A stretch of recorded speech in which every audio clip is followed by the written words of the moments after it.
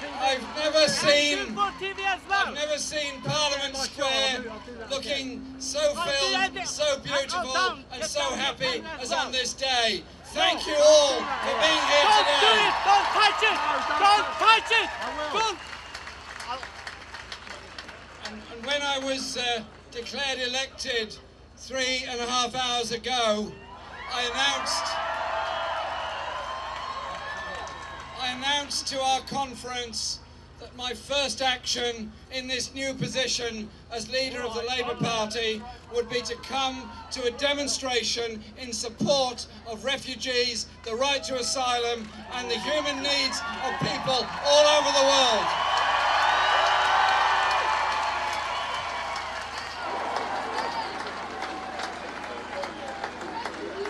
And I do that because we are all humans. We all have a sense of decency and humanity and reaching out to others.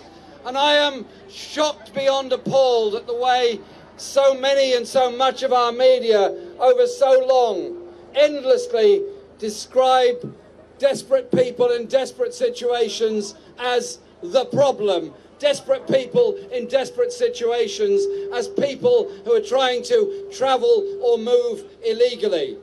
Those desperate people in desperate situations are all over the world.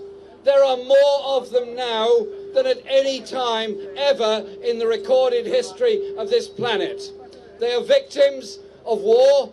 They're victims of environmental degradation. They're victims of poverty. They're victims of human rights abuses all over the world. We have a responsibility as one of many countries that signed the 1951 Geneva Convention on the right to asylum. We are a country that is a member, obviously, of the UN, but also of the Refugee Council and the Human Rights Council. And we therefore have a responsibility to ensure those people are properly cared for and properly supported. And so I think it's quite incredible what has happened across Europe in the past few weeks. Suddenly, a lot of politicians have rediscovered their principles of humanity. They've rediscovered that you don't need to walk in fear of the far right and the racists. There is actually a popular uprising in favour of decency and humanity in our society. And to those who've managed to try to get into Hungary, to get through Austria, to get into Germany, I say to the ordinary people, the ordinary decent people in Hungary who came out of their homes to offer food and water and clothing and help and sustenance and comfort to Syrian people going through the most terrible stress and distress in their lives, thank you very much for your demonstration of humanity. I also say thank you to the people in Austria who did the same. And I say thank you to Germany for being prepared to take the numbers of refugees they are and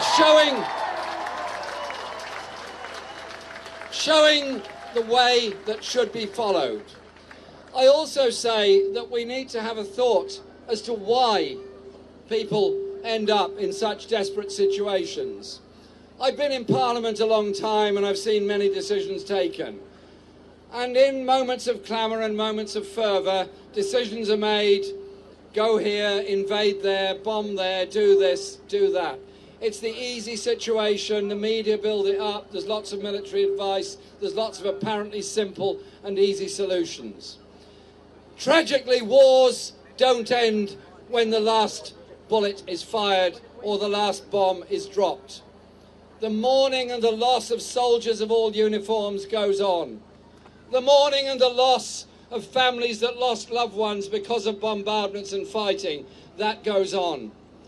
The refugees move on. And there are whole generations of refugees around the world that are victims of various wars.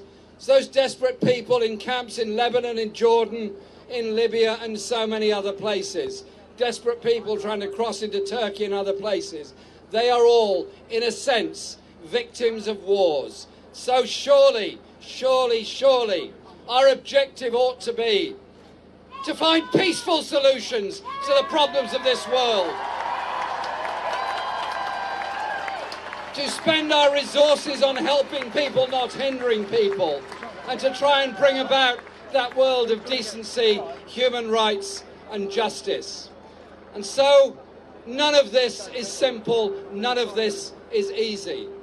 But surely we have a principle between us all, that we are all human beings on the same planet. We're all human beings who want to live. We're all human beings that want the children to live and the next generation to hopefully be better off than we are. And you think of those families eking out an existence in refugee camps all around the world. They too are ambitious.